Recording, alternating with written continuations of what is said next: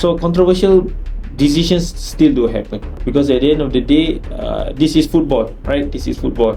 Referees make mistakes, players as well make mistakes.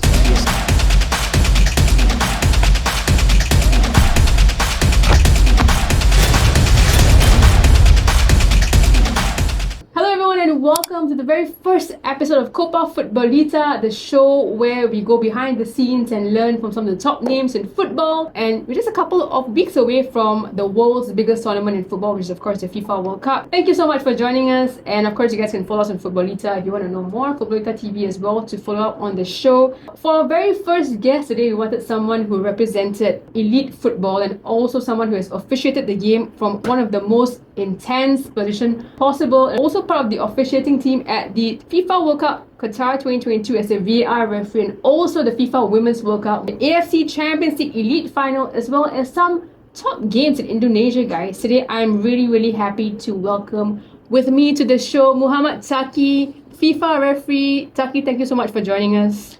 Thank you very much, Ash and Futbolita, for having me here.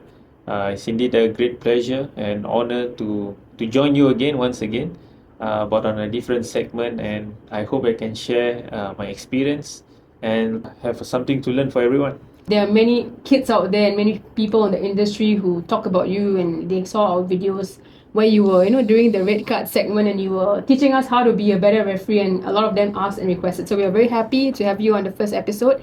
And maybe we'll start with the first part, which is of course your dream of a referee. When people dream of football, they often think of perhaps becoming players or someone within the football scene. How did refereeing become part of Taqi's dream? Basically, I started refereeing at a young age, and nobody would believe it. Refereeing at the age of 16, right? Around there, 16, 17, joining a refereeing course. Nobody would expect you to join a course to be a referee. At my age, people would want to be a football player, enjoy the so-called national school games, participating, representing their schools and all the club. But I do play football back then, right? But taking up the refereeing course was peer pressure from my friends, right? And to know more about the laws of the game. And it was never an intention to get or pursue in refereeing. It was more like a casual take up of the refereeing course, just to know more about the game. Wow, so it was your friends who pushed you into this, but obviously you surely have had an interest in the laws of the game, right? Yeah. Because that's what you definitely need to know as a referee. You need to be well versed in the FIFA laws of the game. Yes. So the interest only comes in the later part, where passion sets in as the time comes when I climb up the refereeing ladder. But initially, when I start at the age of 16, 17, it was just to pass time, to know more about the laws of the game, while at the same time I still play football. So it educates me at the same time, but at the same time I can educate my friends, while we are playing football. So when you're playing, you tell them, for example, how to beat the offside trap, perhaps? Is that something? Probably. No, I want to ask you, obviously as a referee, do you remember the first ever official game you officiated? Definitely. There's two parts to it. I would say the first game I officiated after I passed out in my basic course, right? I remember vividly until today. The first game that I came down, I was supposed to be an assistant referee for so-called, back then we call it the COE, Center of Excellence match, yeah. And I was late for 15 to 20 minutes, right, for the game itself, and the game started without me being there. It's an experience where back then we do not have mobile phones. We have only probably the one we call it the pager, right? So there's no communication device where we can speak to our senior referees and so on. So I was there 20 minutes late. Game started without me, and when I arrived, immediately changed my gear and straight to the game. Right. So they played 15 minutes without a referee? Without the assistant referee. Without the assistant referee. So the referees and the assistant referee one was still there. Okay. It's just that missing the assistant referee two. Yeah. So the assistant referee two only comes to the later part of the game. Yeah, but that was a first game in my life as a referee, and that what do you call this? It keeps me remembered until today. But at the same time, it taught me a lesson of the importance of refereeing to be not only punctual on the game, but the effect how can it affect the teams when the presence of the referee is not there. Yeah, one of the volunteers, I would say, from the team, I think is one of the head coaches or the technical officials, volunteered to take up the assistant referee 2 role while waiting for the for me Wow. to be present. Yeah, so it's just to cover up the touchline decisions, right? So this is the game that I remembered as a referee after passing up from the basic course, and at the same time my first S League game back then, which I officiated at the age of 19. It was the youngest age, I would say, back then, and until today. I hope someone else would, to younger than me would officiate that. But there are young referees that they have done officiate Yes. at this top level, but not to the extent where I officiated at the age of 19. And that was the teams between Geylang United and Balestier Khalsa It was FC. a Singapore Premier League or S League game S at that League time. game back then. And So yes, you were 19 years old and you officiated a Exactly. top league game. Wow. Yeah, so it was a very very good memory, but a lot of pressure was on me. As at 19 years old, officiating a professional league, and that year was year 2006. I still can remember today, because at that era of 2006 2000 we have very very top quality players, especially the foreign players in the league. So the pressure is on me because I am only 19 years old, and obviously lack of experience is one of the cause of players who can probably provoke or put the pressure on the referees itself. So you in 2006 you mentioned about the foreigners that came in. What did you learn during that period? Obviously, as a young referee officiating in such I wouldn't say the highest level, but at least still a professional level. How did you sort of deal with that situation? Match preparation is very important, and I speak a lot to the senior referees, and I would say during that era, the younger referees like me and my colleagues who are in the same generation, we are very fortunate to have very very senior referees, whether at the S League level or the FIFA referees, who are performing really at the top level, and their experiences, their sharing and guidance to us really really helps in our preparation to the game, especially for us as a young referee in dealing with foreign players, in terms of our conversations with them, in terms of our personality with them. Because at 19, 20 years old, you look like a baby face, you don't look like a fully matured yet to become a referee, and of course the referee will be scrutinized in that match, and advantages against the referee will always be taken, especially for the players against us. Speaking of that, I would say the referee is a very, I wouldn't say controversial, but more to misunderstood in the game. Usually whenever something happens in football, people always tend to blame the referee first, among other things. What do people misunderstand the most about referees? I think firstly is football is about emotions, right? Especially for the fans, for the players, for the officials, it's about emotions, and for the players, for the coaches, at the end of the day, it's about results, right? And for the fans, it's results as well, and results depends on the refereeing decisions, right? So it's all interrelated with each other, and when results doesn't goes their way, or I would say when results is not for them 100% correct, it becomes controversial, and when it becomes controversial, they will complain, and all sort of things towards the referee. So controversial results does happen in the game. So I think number one is education, not only on the refereeing side, but education towards the officials, to the spectators, means is crucial, right? Because for us referees, we learn the laws of the game, technically, and so on and so forth. But for the teams itself, they do not know in details the laws of the. They just know, okay, I go to the field, I play football. Because as when I started playing football at a young age, I don't open up the laws of the game to read the laws, and we just take a ball and kick. Yeah. And we watch football. We watch on the TV, on the stadium, players. When the ball goes out, this is how we take a throw in. When the ball goes out on the goal line, this is how we take a goal kick. It's a lot of observations, and it's a lot of visuals when we started as a young age when playing football. So, and as we grow up, it goes that way. We learn from the senior players and so on. But from the refereeing side, we go much in detail, right? How the fouls, when this foul happens, what are the considerations towards it, and so on and so forth. So, education is very, very important, right? To not only for the refereeing side, but also towards the team officials and so on, and then the fans as well. And secondly, is that players, fans, coaches expect referees do not make mistake, right? Which is impossible, right? In the game of in any game, whether it's a very high level game, or is it a mid-level game or low-level game or crucial decider game, mistakes are bound to happen, right? Because at the end of the day, referees are human being, you know. They make decisions within the framework of the laws of the game, using in their opinion. So controversial decisions still do happen. All right, it's about whether we are able to accept it and move on. Because at the end of the day, this is football, right? This is football. Referees make mistakes. Players as well make mistakes. Mistakes in the sense that maybe they didn't score an open goal, or mistakes in their passes, and so on and so forth. Even coaches technically make mistakes in terms of their tactical approach, or in terms of the substitutions that they make, and so on. So in the game, football is a game of mistakes.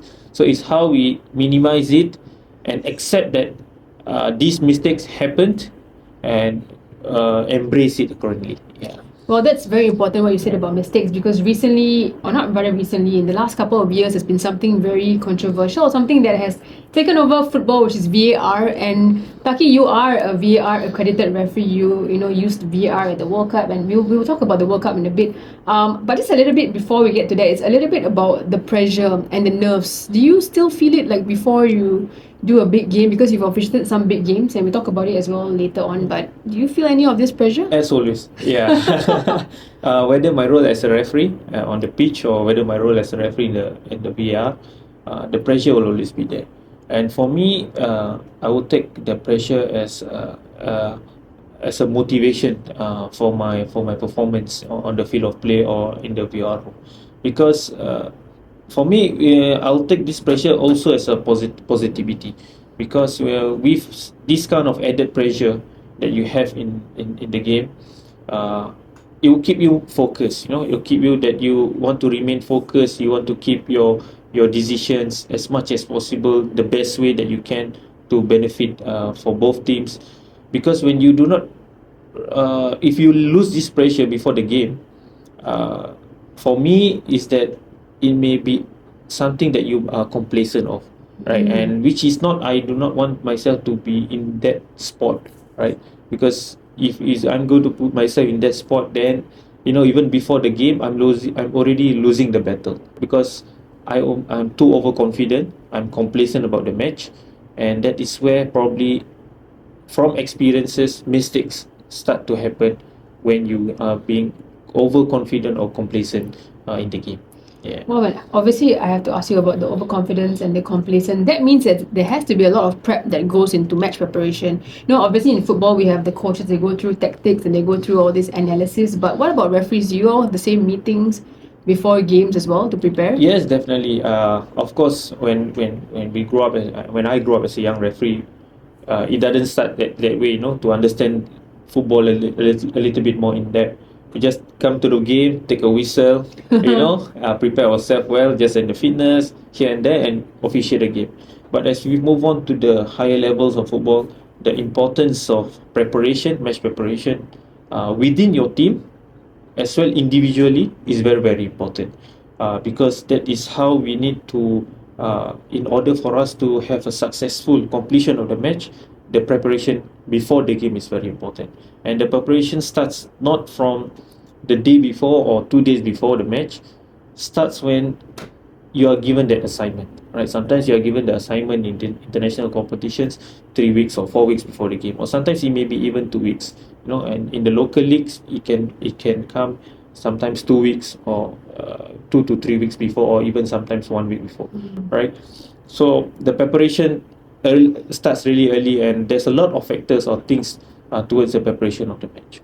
I want to go now to the World Cup, and obviously, he's officiated at the World Cup. This is 2022 was your first World Cup, right? Correct. Was it? Yeah. So here we have the kit that Taqi wore, I believe. Yeah. When he was VAR referee in Qatar, which also was one of our favorite World Cups at Futbolita. And of course, they even personalize it with your name behind. So Taki, when you received this from FIFA, what was your reaction? How did you feel? To be honest, very excited lah. Because usually you see on the field of play, players' names on the back of the jersey with jersey number. Rarely you see a jersey embedded with a referee's name, personalized, and this only happens in big tournaments, and specifically in international competitions only happens at the World Cup. The referees do not get it in other competitions. In other competitions, they just receive the refereeing jersey, and there's no personalization towards that. Yeah, so it is really an honor, to have this, to be given this jersey personalized with your name, and it will go down to the memory lane forever. For you, Yeah. especially. So I got to ask you, just like all of us, we wanted to ask you, what was your reaction when you found out you were going to officiate the VR at the World Cup? To be honest, I do not have any expectations back then. It was really, really a surprise for me especially when the announcement was made on the final selection of the referees. You can see that the competitions between the referees, assistant referees, and the VMOs, we are competing among all the referees around the world, not only within Asia, right? So, of course, within Asia, because we are from Asia, but all the other referees are competing as well among all of the confederations.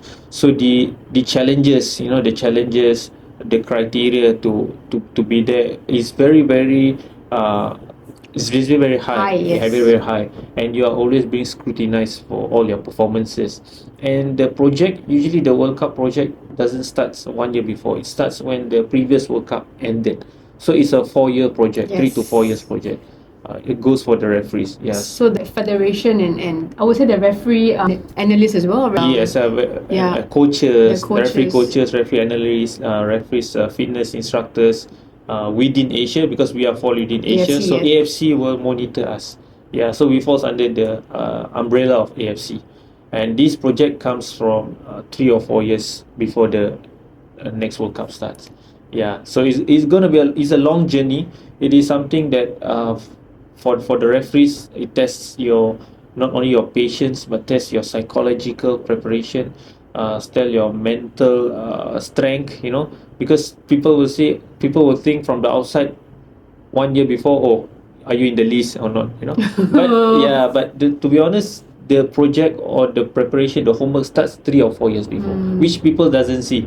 All right, people Yes, only of course. see, because the thing about refereeing is that you only see refereeing, probably you only see me or referees who are officiating in the matches only. Or you're officiating this match, or you're officiating this international match, But behind the scenes, every match that you're officiating, there is implication, of your performances if it doesn't excel or you didn't do well. I want to talk about Qatar because obviously when you were going to officiate at Qatar, everybody was saying, you're representing Singapore at the World Cup, and there were a lot of comments. People were excited about that. So, did you enjoy Qatar first and foremost? What was the experience like? I've been to Qatar for several times before the World Cup for Asian AFC Cup, competitions, yes, yeah. for AFC competitions, Champions League, and so on. But to be honest, the World Cup in Qatar was an eye opener for me. Yeah, it was an eye opener, and it was really, really fantastic atmosphere in the stadiums, or even outside with the fan zone. I think the unique thing about, because that was my first World Cup, but that was the other World Cups I've been watching only on television, right? And the difference is that in the previous World Cups, all the stadiums, all the teams are on in different cities of the country, right? And they have to travel probably 3-4 hours, or they remain at certain city, and the fan base are also situated in certain cities, on where the venues are being hosted at. But the unique thing about Qatar is that all the stadiums and the teams are in one country. Yes, exactly. Yeah, so that is the beauty thing, because you can feel that everything is close by. You won't get to watch a match in another World Cup On the same day. 3 actually. Yes. That was our team. So 3 in one day. in fact, there's 4 games in a day. During the group stages, Yeah. it goes to the extent there are 4 matches in a day, from 12 noon or from 2 p.m. then to 5 p.m., 8 p.m., and there was one more, the late match. So if you think about it, if you are really having the opportunity to watch all the matches, you can watch 4 matches in the Exactly. in the day, and that will not happen in other country, right, of the World Cup. So I think that is the unique thing of having the World Cup. So and you know, the when everything are all situated close together, everywhere you go you feel the vibes, you know, the positive vibes, the World Cup vibes, and especially with the fan base, you know, Yes. and the infrastructure, the transportation, the Flags and flags, yeah. transportation, even the public transport Yes. are very very efficient for the fans, or for any public to And it walk was around. free as well. Exactly, yeah, it was free. It was free for Everyone. everyone to roam around, you know, to go. So in fact, I think it was the best experience for me in this World Cup. Was everywhere. Oh yeah, the music. The flag. Alabikuma. Oh yeah, Oh, okay. I still remember. Yeah, that's the best World Cup Was song. The music was humming always, Yeah, in the head. and it's everywhere, Yeah, right? In every correct. mall, everywhere you went. The malls were open until like 24 hours. We went Yes, to the mall almost. at like 3 in the morning. Correct. To eat. Yeah. So in fact, it's like, you know, for that 1 month, you are just everywhere 24 hours, wherever you want to go. You know, you It's feel that it's open, open. Yeah. yeah. There's no Yeah. such thing as only during the daytime is available. So that's why I think the vibes and the World Cup, or I would say atmosphere, really live up to the name. We gotta shout out to Qatar for hosting a fantastic World Cup in 2022. Now we're gonna move on to the match itself. Which games did you officiate? There were several matches I officiated, but I can't remember by the back of my mind. But among the teams that was involved was Spain. Yeah, I remember Spain was one of the teams that I officiated with the VMOs, and as well as Portugal. Yeah, I would assume it's the UEFA teams because Correct. obviously we are from AFC. Exactly. and- So we yes. were not involved with AFC teams. We were involved more on the UEFA and the other confederations. Which Yeah. must have been cool for you, right? Yeah. Because these are the guys that we watch on our screens and everything. Correct. So the matches, I would say the matches are purely all competitive, right? Yes. Even though you are coming from other confederations, or you can say you are the lowest ranking among all the teams, everybody is putting a very good fight. Yeah, and so that doesn't mean that you are among the top 10 high ranking teams. You're gonna walk over easily with low ranking teams, because even at the centralized competition, the unique thing is that the ball is round, anything can happen. All right, so it's different when matches are played home and away, right? In the centralized competitions, it's like every game is a final for the team, same like the referees, right? Because every game that you officiate is a do or die, I would say. Yes, because Wow. if you didn't officiate, let's say, well, and let's say things doesn't go as per normal that football is expected, probably your future matches will be affected in that competition. Yeah, We see that very close to home as well, yeah. yeah, right. So sometimes from the outside view, we will not see that, referees. This referee have 1 game, 2 games. It's the same as players. You know, when players, they are in the World Cup team of their respective native country, but if let's say the players didn't perform well under the eyes of the coaches, probably he will drop to the bench, or maybe he will drop to the bench, or maybe not even listed their names in the match dailies. Right, same as referees. So you have a referee assessor as well. Exactly. Always there with you guys. So in the World Cup, the back end team is huge. It's Yes. huge. I can name, let's say, the different departments that we have. Of course, we have the referees committee, the FIFA referees committee. Yep. They are always there every day, scrutinizing us, I would say, right? Then we have the tactical team, and tactical team comes from the coaches, and these coaches have been working with top clubs before. So I remember there was 2 Italian coaches Wow. who were attached to the referees team, specifically to understand each Decision. each team, Yeah. to prepare the referees for their upcoming matches. Oh, wow, okay. What is the style of play for this team? What are their key players? Alright, so a little bit more goes in depth. Probably for us, we usually do our own homework as well, but maybe it's only on the baseline, like a little bit generic. But this one we go a little bit in depth, and a lot of statistics and data Yes. involved, right? Then we have the physio team. physio team involves on the refereeing pre and post match, right? Pre and post match, like massage, recovery, and so on. Right? They work together closely with the fitness instructors, and of course, also we have the medical team. Yeah, the medical team for referees who are probably they come into the tournament with slight or niggling injury. They still can officiate match, but they do not want to aggravate this injury that prevents them from officiating a match. So they have the medical team or even the referees who may be injured during the training itself or after the matches. So the medical team are there to assist us as well. So the backroom staff is actually almost like a national team. Wow. Right? Yeah.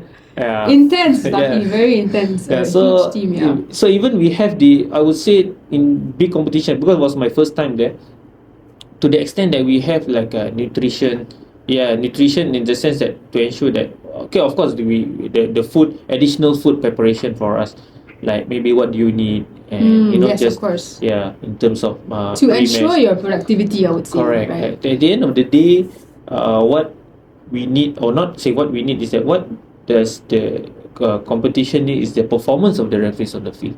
They are able to deliver 100% for every match. So that's the end of No the end goal. compromise, Correct. which is fantastic because that is the FIFA World Cup we're talking about, which is the top tournament, number one tournament for world football. This is where all the best players want to be seen and playing, Correct. right? Now, speaking of that, a little bit about the setup for the World Cup. So you're in the room, I would say, mainly. Do you get to go and see the dressing room of the players when they come out and stuff like that? Okay, so I would say during the Qatar World Cup, the VMOs, or I would say the VR center, is not located within the stadiums. So that is probably the setback, because while the referees goes to the stadium to prepare the match, Yes. the VMOs or the video match officials will go to the VR room, which is located in the broadcast center. IBC, right? Yes, it's International Broadcast Centre, located yes. in the International Broadcast Center, and this International Broadcast Center is huge. Yes, we've been there. There's very good food there also. Yeah, correct. So in fact, all the media team, Yes, broadcast team are all over there. Correct, So yes. the VR center is there as well. So if you are assigned for a match, you have to be there. You will not be at the stadium. But like I said, because of we need the referees need to feel for the game, need to understand how does the players team and the players the teams, how does they play in the game and so on. So we have the opportunity to go to the stadium as well to watch live match. And these matches, because of the structure of the World Cup itself, which is close by within could each other, watch. so we are able to watch almost every match every day. Wow. Yeah, so that I think that was really fantastic for me, because to watch a football match, with all the referees and supporting, of course, our team inside the field of play is something unique, right? You don't do it, maybe it's a once in a lifetime experience when you do.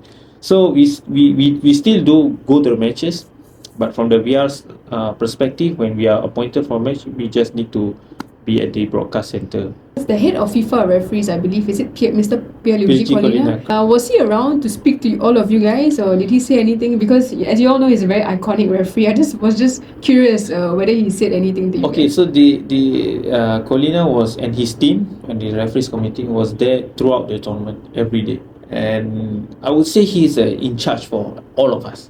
Right, the directive that he wants the tournament to go, the directive that he wants the referees to officiate, comes from him. Come from him and his team. So he will deliver the message that this is what we need, this is what you do not want, this is what so this is what we want to see the referees, this is what we want to see, let's say, relating to the VR, because like I say, every game is being scrutinized, Yes. and it's watched by millions of people Of course, around the billions, world. Taqi, Billions of people Yeah. around the world. Yeah. And a wrong decision, I would say, okay, mistakes happen in the game, but if huge mistake, controversial decisions, all right, when it happen in the game, and it will affect the image of the referee entirely, Of not course, only yeah. for the particular match, because when people watch the match, they will not only scrutinize that decision. Let's say it goes to a big, I would say, a wrong decision, it will affect the entire tournament itself. So that is what we do not want to happen, or probably the team from the referees committee do not want to happen. Because I'm a little bit curious, Colina or rather FIFA, do they have like a code of conduct for referees? Obviously, you said, I mean, there's certain things you can't do and can do, but surely there's like a generic expect, and people expect something out of you because you guys are the ones that control the game, that decide the outcomes. Yeah, it's the code of conduct, of course, the referees not to be involved with the media, especially during the World Cup, especially during the start of the World Yes. Cup, when the referees arrive at the training ground from the beginning until the end, any media queries have to be approached, have to go through them. That's FIFA, for yes, sure. Yeah, yeah. that's for sure.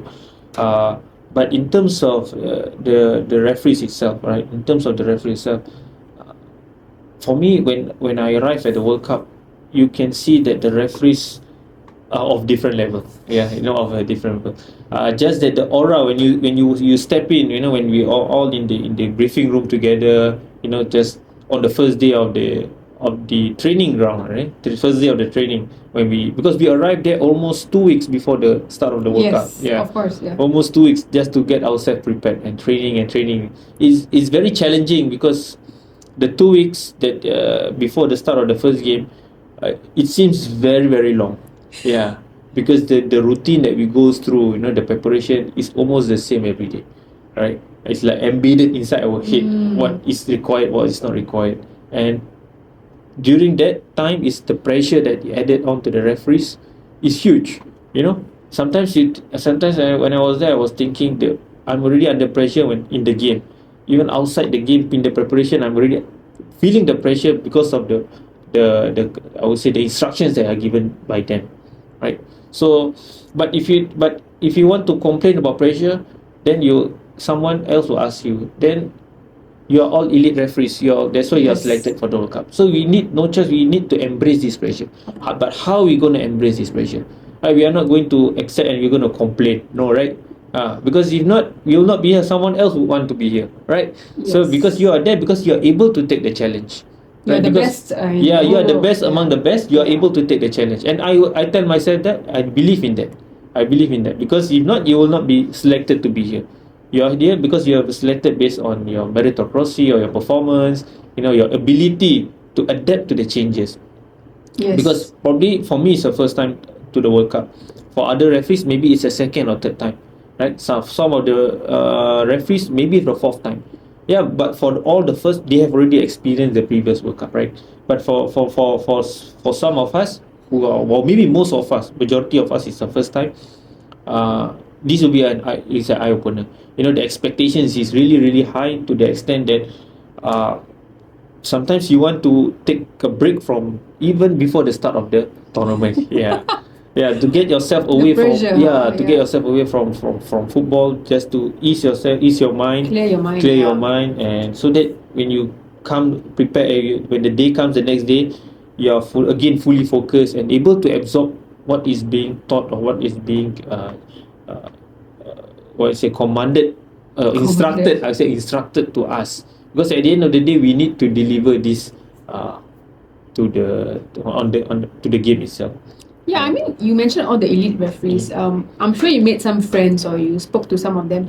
Who were some of like your good friends or anyone that perhaps inspired you? When you met in Qatar. Yeah, The I referees. I think one of the I would say good, I would say in terms of refereeing that really you look at them is you feel like, oh, they are really at that level, is referees from this UEFA and CONMEBOL.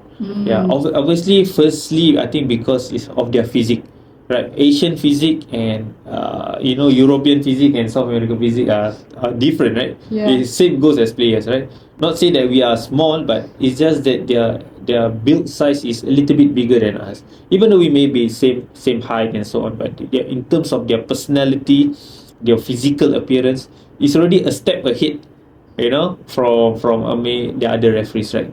And they have that kind of charisma, when they deliver they deliver their performance in the matches.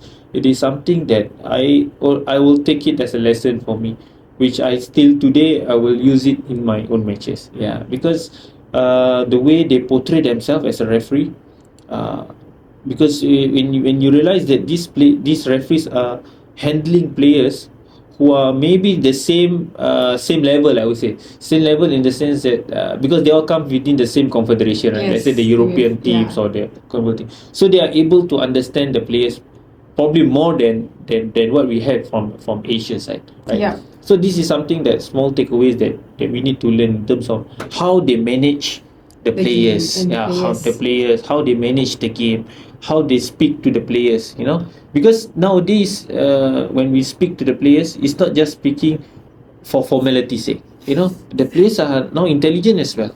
All right, They they know are the laws of the educated. game. Yeah, they know lots of the game. They are well educated. They are not players like 20 years ago, 15 years ago when I just started refereeing at the professional league. They are well educated now. Some of the players are even having degrees and so on. They are studying while they are playing football. So they are well educated. So it's about how we can tackle psychologically with them. And this is something that we learn technically. Yeah, how to speak to the players and how to tackle when players, let's say, try to confront you in an aggressive manner. How do you speak to them? So these are things that outside the classroom or outside the field of play, we learn this that people doesn't know at the highest level Yes. from these referees. Correct. Yeah, because you're so used to it at the Champions League. You've seen how players, when we watch some of these elite players, when they are angry, they just go to the referee. Exactly. And they're so emotional. Right. But yeah, their game management, I notice, is very good. Yeah. So you can see that some of the referees are really calm and composed when they are managing these kind of players, and these are all elite players, and you see well-known players, For example, Ronaldo. Yeah. Exactly, right. The manner that he can come to confront the referees, but the referees are able to manage very calm and composed. So this is something that not only myself, but I think even younger referees, of course they only can see it physically from the television and so on, but when you reach at this level, when you are able to interact with these referees physically, I tell you, it will be an eye opener, and the knowledge that you gain is really amazing. Next level. I think it also inspires you. It's same like us as well when we go to the World Cup and we meet journalists from other parts of the world, right? From England or perhaps even from Argentina. These people who've been to like 10 World Cups or something, like 5 World Cups, So I guess the learning is very important for us as well. Yeah. I wanted to ask you, because you do VAR, obviously a lot of pressure there. So how mentally exhausting can it be when you're looking at a clip and, for example, the ref one calls for a VAR. Yeah. So how do you respond to it? And obviously people always complain that VAR takes a lot of time, but maybe you can explain why it takes a long time sometimes. Yeah, so I obviously when I'm a referee on the pitch, it takes your toll on your physicality, mentally, as well as technically. But in terms of VR, although it may not take toll on your physicality, but mentally and technically, it really take a toll on you.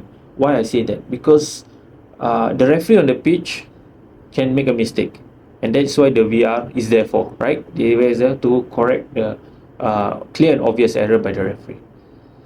But if the VR is unable to identify this, then it's going to be double mistakes, right?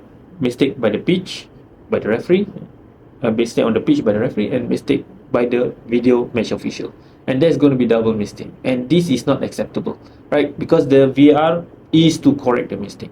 So back to your question, why it takes a toll on your mental as well as physically, because as well as your technical, because when things happen, your adrenaline rush or your blood or your pressure, heart rate increase immediately, right? Because this is something that is related to the VR, and VR need to do something, right? For example, so when things happens, for example, a possible penalty area situation that the referee didn't call, right? Automatically the VR will check. But when the VR check, when it goes through a lot of process, right?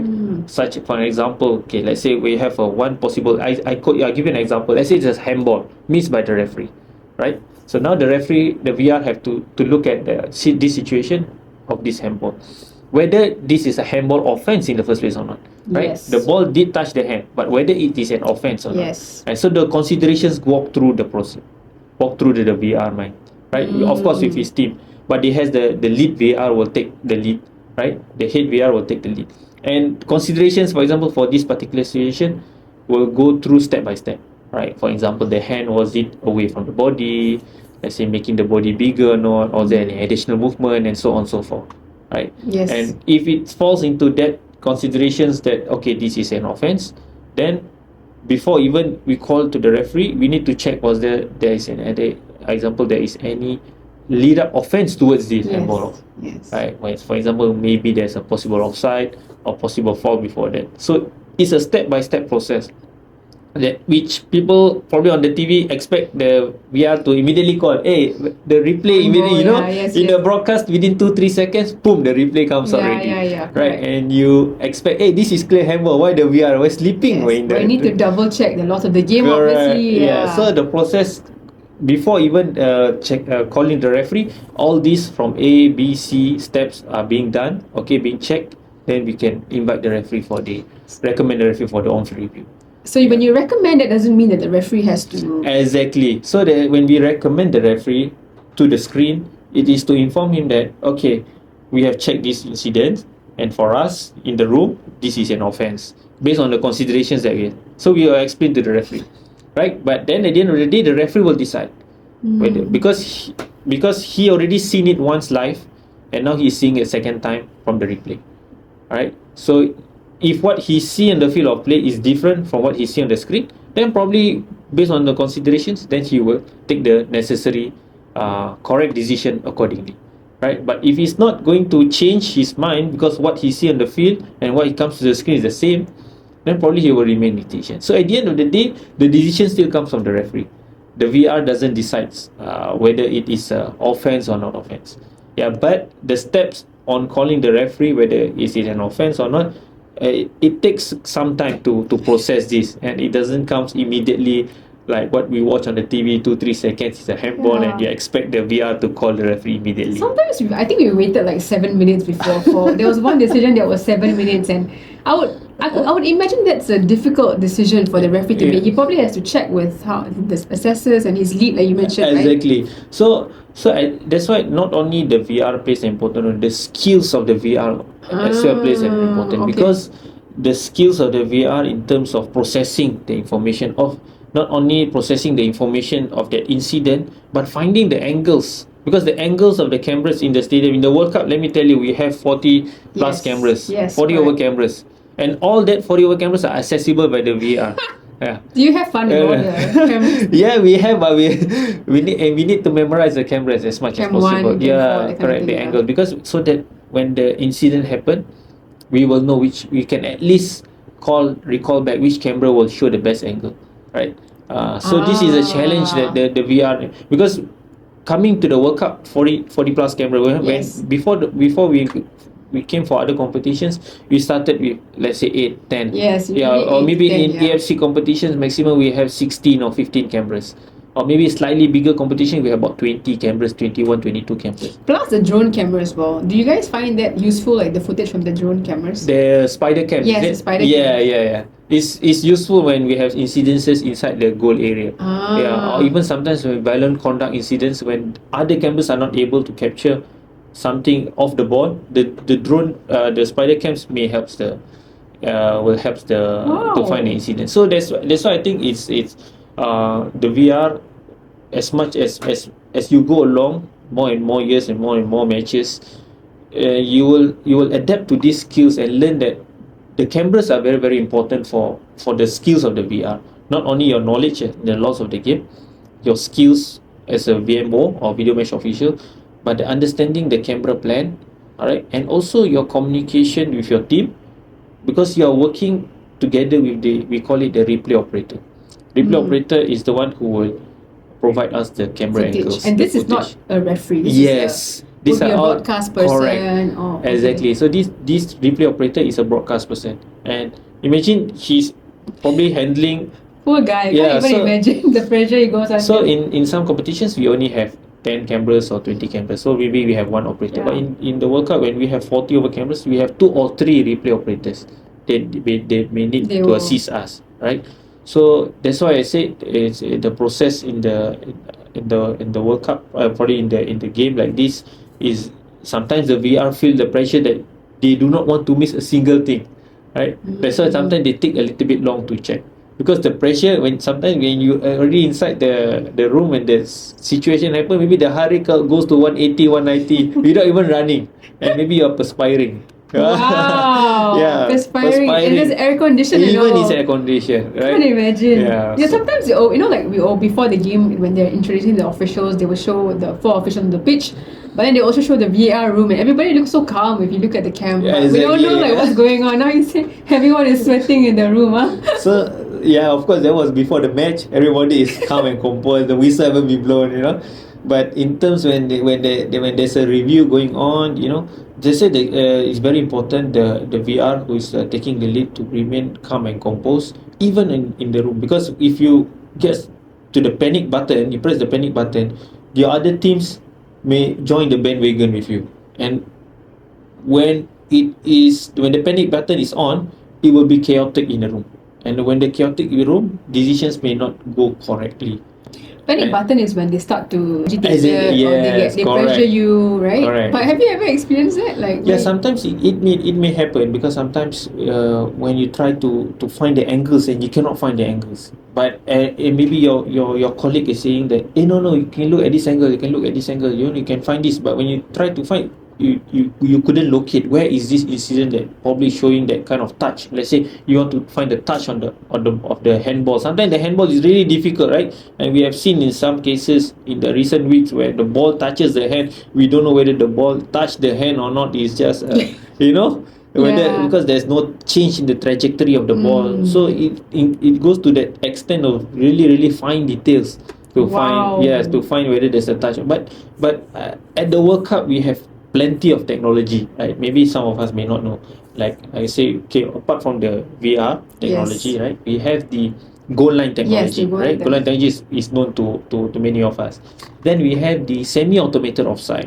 Semi-automated offside works in such a way that the lines they have additional cameras in the stadium. We call it the EPTS cameras, and these cameras are being calibrated according to the players' movement on the field of play.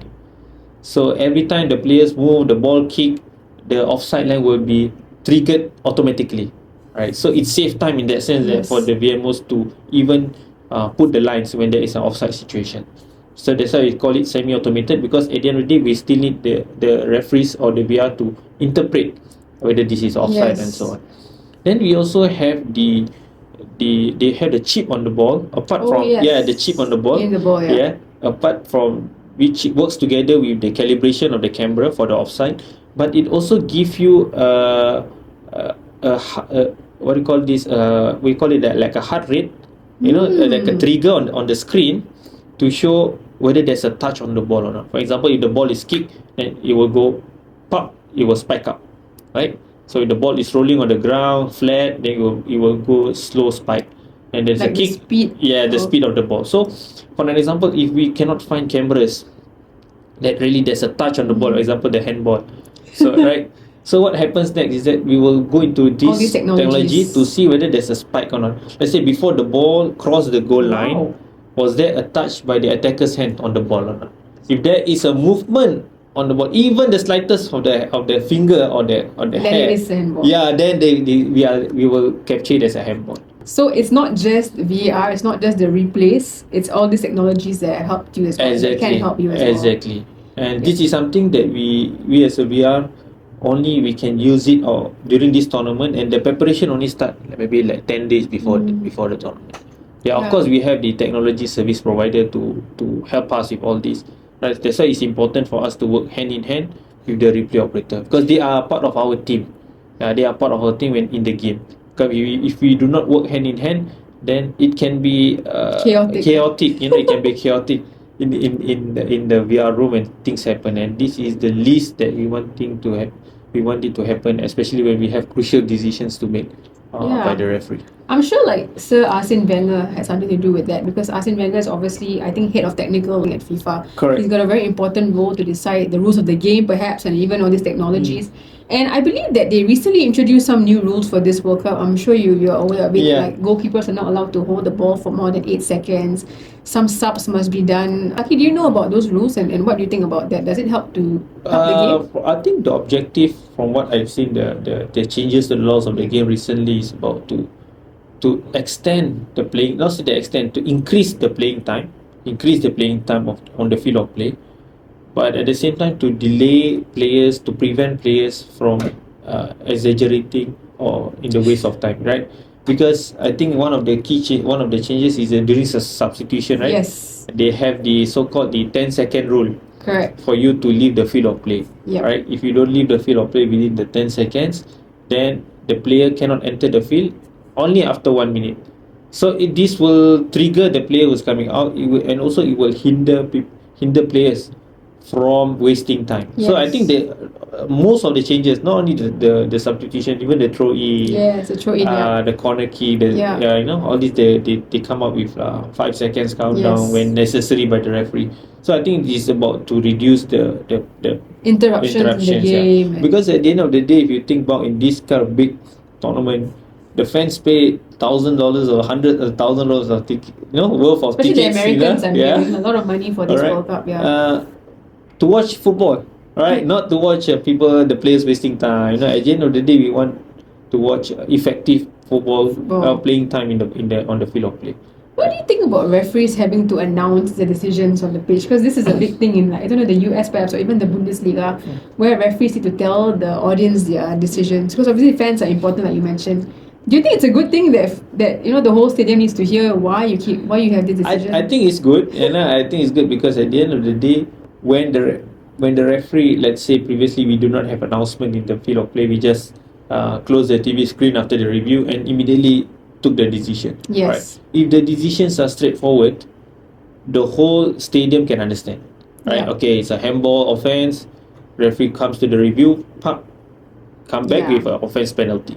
But when there is a complex situation, let's say things leading up to the offense itself, or maybe before the penalty situation occurred, there is a attacking foul which the teams may not be able to understand or to see why the referee suddenly give a direct free kick after the review. So these are things that can clarify to the fans, to the public. At the end of the day, it's about education, right? To educate everyone that why I take this decision is because blah blah blah, right? To educate the teams and the fans, the spectators, so that everyone understand why this decision was made. So I think the announcement is good in a way, but also I would say it's a challenging one for the referees because not all the referees comes from a native country of English, right? And so they can't speak. They can speak English, but when it comes to announcement of these decisions, it become an additional pressure, and I have seen that in last competition, especially the women's competition, right? Coming to the review area is not a problem or it's not an issue, but finishing the review area, after finishing to make the next step of announcing, become an added pressure. Because imagine you say the word wrongly and everything is captured, and it is gonna looks bad on the final decision, right? And referees are trained not to be public speakers anyway, so that's like an additional thing. Perhaps Colina can help you guys with that. Enroll you guys in the public speaking courses. If referees are supposed to tell like 50,000 fans the decisions, it's a lot of pressure though. I can't imagine. So I think one of the key things for refereeing is adaptability, right? Over the years, there's many things have changes in football and in refereeing, and I think the key things in modern refereeing today is adaptability. If you are able to adapt, then you will go ahead. If you are not able to adapt, then you will just be stuck down there maybe for a couple of years, or maybe you need more time to adapt to the new changes, right? Because I've been in the refereeing line for almost 20 years, and there's a lot of changes in terms of before the VR we have the AR, then we have the technology coming in, and I don't know, maybe 5-10 years time, new technology or new things may arise, and the future generations of the referees must be able to adapt to this, right? Otherwise they will be left out from the game. Technology is a big part of football now. Exactly. That was really interesting about the World Cup, but of course there's a lot of Southeast Asian football fans who probably know you as well because you've officiated recently the AFC Champions League Elite, guys, which is the top of Asian football, I would say. Taqi, what was the experience like as well for you? That was a massive final. It's unbelievable, coming to the competitions with no expectations, right? Of course, as you know, the AFC Champions League Elite is a top tier competition in AFC, and with the new format that they have of centralized teams, for the finals, uh, it it it it even added more hype towards the tournament itself, right? And to be coming to this tournament without any expectations, and to be finally appointed for this final match, shows the testament, I would say, for the years of hard work that have been involved in refereeing, and of course the belief or trust, that comes coming from a country like Singapore. We are country that is still developing in refereeing as well in football, but when you have this honor to officiate in a final, and that's the highest competition that you can have in the FC, I think it's a blessing for me. Yeah, I mean, it was really interesting as well. Like when we saw that you went on to stage and collected your medal, right? I also want to ask you, because recently you officiated some games in Indonesia, not just the Liga 1, but also the FIFA Nations League, I believe, Indonesian national team. Was it at Gelora Bung Karno, I believe? Yes, so we had the FIFA series matches. FIFA series, yes, FIFA series matches in the last FIFA window. Yes. So this is the first time, I think. Yes, for this Indonesia. Is the first time for Indonesia they had their FIFA series matches, as well as there were FIFA series matches. There were other venues as well who are hosting this FIFA series as part of the I think it's a new competition program by FIFA. So I think one of the idea of this FIFA series is to allow other confederations of the teams to play with other confederations. That's one, and also maybe to provide them opportunity, to play with maybe a higher tier teams. Otherwise I think it will not usually friendly matches only happens within the region, or maybe once in a while we outside of the region. But what was it like officiating in front of Indonesian fans? Because we know they're very passionate. Indonesian fans, I would say they are really, really passionate and crazy about football. They not only at the national team level, but even at the club level, they just die for football, right? and if you see it in, of course, if you see it in the negative way, sometimes they can be very, very aggressive, and violent in their stance with towards the away team and so on, or even towards the referees, right?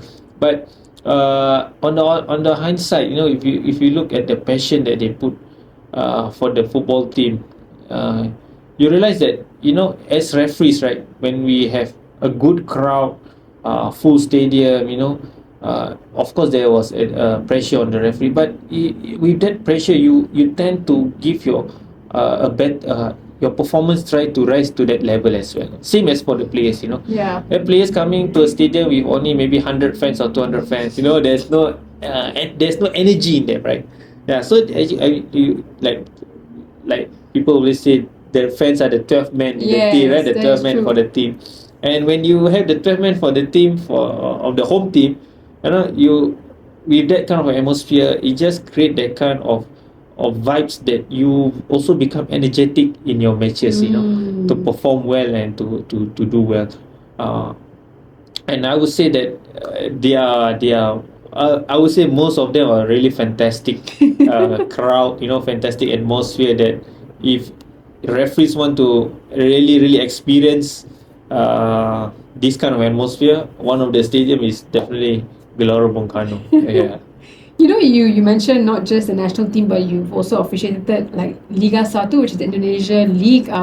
Which was the most memorable game you did? I think you mentioned Persib Bandung was one of the teams, Persib Bandung. And Persib Bandung is the crowd, I would say, is very, very, very, very aggressive. Aggressive, very, very. It can go violence, and it just, if you just turn the wrong button, press the wrong button, it can just spark that moment and things can go crazy.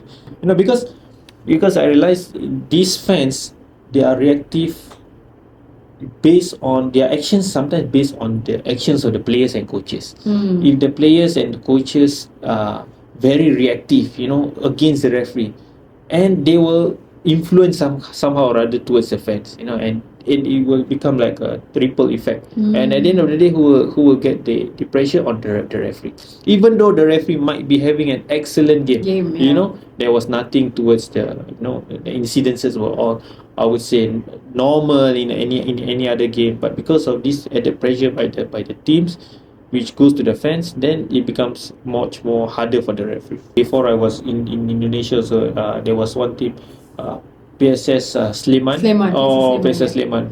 The stadium was fantastic. The entire stadium was full crowd, and they call it when I arrived the stadium. It was very crucial game that time because it was uh, I think I remember last year it was deciding between a relegation team. I see. Yeah, it was a relegation battle between these two teams, or their placing. If they lose something like that, and they will go to the next league.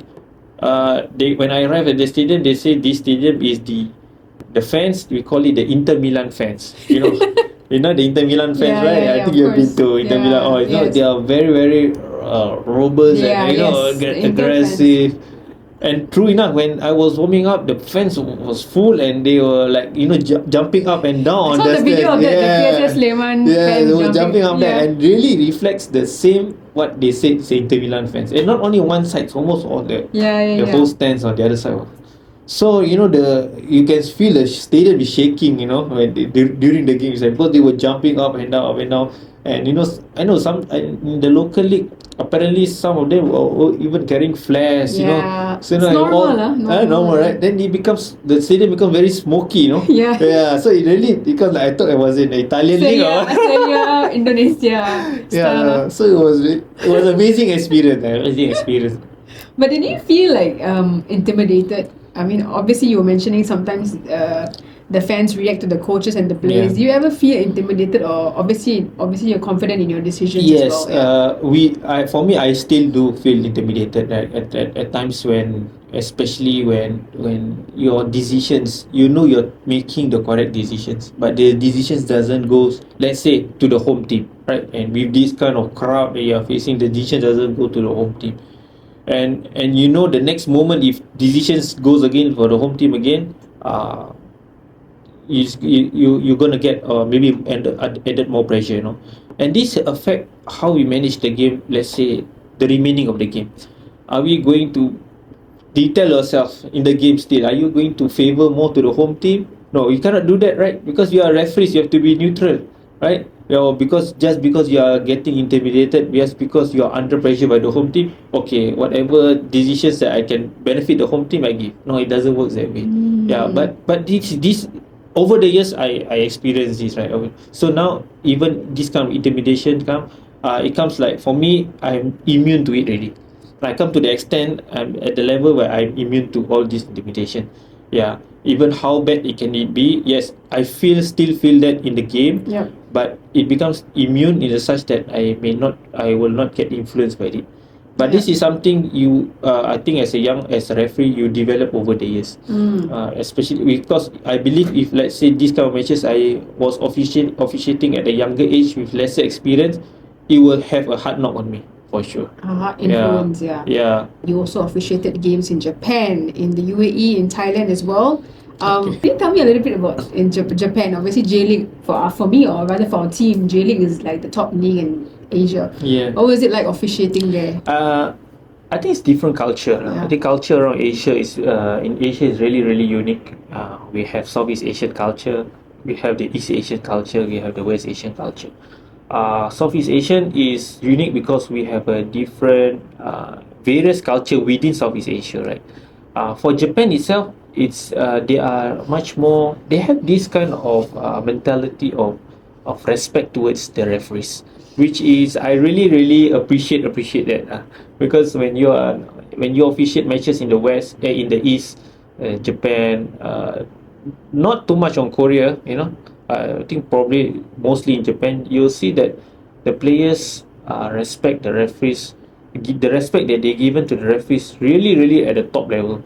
Even if let's say the referee make a mistake or what, there may be some arguments, one or two players, but they will not go to the extent of harassing the referee, provoking the referee, pushing the referee, or whatever that you can see in maybe probably our region. You will not see that in Japan. So sometimes people will say that, oh, officiating a match in Japan is much more easier, right? But I wouldn't say 100%, because at the end of the day, if you don't officiate as a referee, you don't officiate it well, the match also gonna go haywire, or maybe it's not go to the expected it's supposed to finish, right? So at the end of the day, the performance of the referee still matters, but it's how you adapt to manage these kind of players, right? Because in this kind of Japanese culture, even though you take a decisions of, let's say, a red card offense, and you give a red card offense, yeah, probably they will accept it within after 2-3 seconds, right? They will understand why the decision was made. But if the same situation or incident happened probably in the west side, then it's going to be a different story as well. Yeah, but as you mentioned, the Japanese are respectful. We recently with Cerezo Osaka, and we watched their game as well, and we saw how the players conducted themselves. At the end of the day, it all depends on how each country cultures build up towards for these fans that they apply on the field of play, or even in the stadium. Right. Also, at the Japanese culture, even for the spectators, they are very their cleanliness is number one, right? Yes. Yeah. So I try to when I was there, so I try to do the same. I do the same. I tell the referees in the dressing room, we are in the country with huge culture, a huge respect for culture. I think we should do the same, because we are there as a guest. So we do the same. After we use the dressing room, we clean up as per what it is before we enter. Yeah. Okay. Obviously, we've learned so much from Taki today. I've just got a couple more questions before we can go. And obviously, for me, top of the mind is, which was the best game you ever officiated? Which is your favorite game that you will never forget? There's a couple of favorite games I like, right? In the different roles, right? As a young referee, I was officiating in one of the World Cup qualifiers as a fourth official last time. That was still new, and it was in Iran. It was in Iran in Azadi Stadium, and the referee, the coach was Carlos Queiroz. Yeah, yes. Yeah, Carlos From Queiroz. Portugal coach. Yeah, it was very very prominent coach, Yes. and he was really excited or over the game, and also complaining much about the referee, to come to the extent that a referee was from Singapore, was a colleague of Abdul Malik. I still remember he was still an active referee back then, and I had no choice but I had to send him off. Yeah. You had to send Carlos Yeah, Queiroz off. so until today it still remains in my memory. What was Yeah. his reaction when you can you reenact it with the red card? Like, No, I was a former official, Oh, so you just I told said, him off, yeah, I told him off that I'm gonna call the ref. I'm gonna the game Yes. was stopped. I called the referee. The referee sent him off immediately. Yeah, he couldn't Ah. accept, but after that he left. But were there Okay. warnings before? Did you give him any Yeah, of course, warnings? there was some preemptive action that was given to him, such as warnings and verbal warnings, and several times was given. How many But, times usually before you guys decide to take like there's preemptive action? no such thing. There's no, let's say, Like a 2 or 3 times, directive okay. how many times. It's based on the actions itself. Sometimes sometimes people ask how many how many times for persistent fouls, or how many times for persistent actions for this coach. There's no number of written number. Yeah, basically it's just if the actions is just beyond what is expected of the behavior that is supposed to be on the technical area, even after several times that you have reprimanded him, then if it doesn't augurs well and it's disrupting the game and the match officials and the players, then it's time to go. It's time to go. Remember that. Obviously we've got a lot of kids who are watching this, as I mentioned earlier in the show. Many younger kids, perhaps even younger than you were when you started, 14, 15 perhaps. Maybe you can advise them what's an important trait to have. From what I gathered today, obviously patience, and you got to be calm. But what are some of the aspects or attributes you need to have to make it as a referee in 2026 today? There's I would say several attributes or values that you need to have. Number one, I think one is patience, right? For sure, like you said, patience, because refereeing doesn't become a good referee overnight, right? Refereeing comes with patience, with experience, with matches, and with guidance from the seniors and so on. So, doesn't mean you do a good game today, you'll be a good referee tomorrow, and doesn't mean you do an excellent game tomorrow or today, your next game will be even better, right? No, we always strive to be better, right? But at the end of the day, you need to be patient to arrive to your goal. At the end of the day, you can put goals as a referee, like where you want to be in the top league, in the local top league, and gradually you have to be in the international scene, yes, you can put goals, but you have to be patient. Yeah, that's for sure. Number two is, I would say, discipline. Right? Discipline starts from the inside. Discipline from the inside. We, as a referee, as a young referee back then, I think without discipline, I would not be having where am I today. Right? Probably last time I may be lazy to, at a young age, lazy to training, lazy to train for physical training, maybe lazy to attend classes, to upgrade myself, but you won't go far with that, right? You may have the talent, you may have the potential, but without discipline, you may not be able to arrive. Last but not least, apart from we speak about patience, we speak about discipline. I think one more thing that we need to have as a referee is we need to be the attitude that we put in ourselves, right? The attitude that we put in ourselves, because attitude plays a part not only on the field of play but outside the field of play as well, right? Players, yes, you want to earn the respect of the players on the field of play. Okay? You also want to respect the players, but to be a referee with a good personality, with a good charisma, what you do inside the field of play should also reflect outside the field of play. We cannot have different personalities or different attitude, or be inside the field of play and outside the field of play. Because as we grow up, or as I grow up to become, let's say, more senior referees, the younger referees will always look upon us, right? Especially the FIFA referees, right? They look upon us because at the end of the day, these younger referees strive to become like us one day, right? They want to be in the international scene, right? So if we, as let's say the senior referees, we are not portraying the right values, the right attributes to them, and then they will go astray, or they may not able to reach this level, or maybe they may use our name in a bad manner, right?